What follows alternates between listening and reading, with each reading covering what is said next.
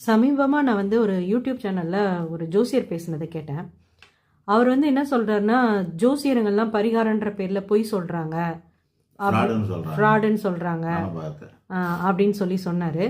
ரெண்டாவது பணக்காரன் ஆக்குறேன் அப்படின்னு சொல்கிறாங்க. ஆனால் அவர்கிட்டயே ஒன்றும் இல்லாமல் எப்படி இன்னொருத்தரை பணக்காரன் ஆக்குறேன்னு அப்படின்னு சொல்ல முடியும்? Very good.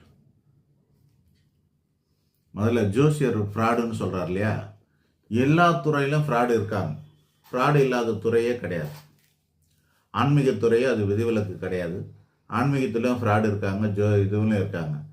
ஆனால் எல்லாமே ஃப்ராடு தானே, அந்த நோக்கத்தில் தான் சொல்கிறாங்களா அல்லது அறியாமையா அப்படின்றதும் தெரிஞ்சுக்கணும்.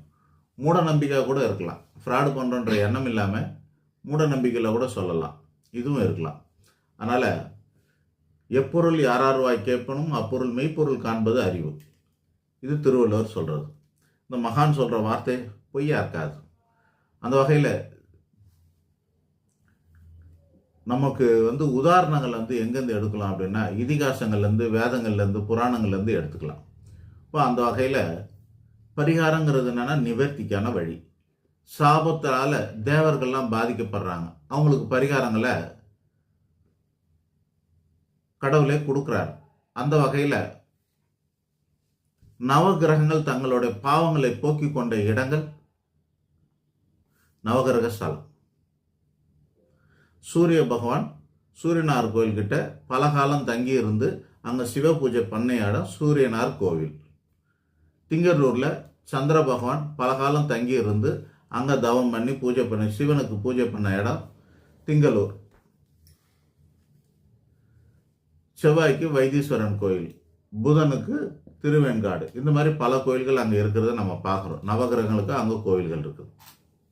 அது போலவே ஒரு மகா சக்கரவர்த்தி ஒருத்தர் இருக்கார். அவரோட பேர் தசரத சக்கரவர்த்தி. அந்த சக்கரவர்த்திக்கு குழந்தை இல்லை. அதுக்கு மகான்கள் சொல்கிற பரிகாரம் என்னன்னா, புத்திரகாமேச யாகம் பண்ணணும்னு சொல்கிறாங்க. அந்த மாதிரி ஒரு யாகத்தை பண்ணுறாரு. அதன் பிறகு 4 குழந்தைகள் பிறக்குது.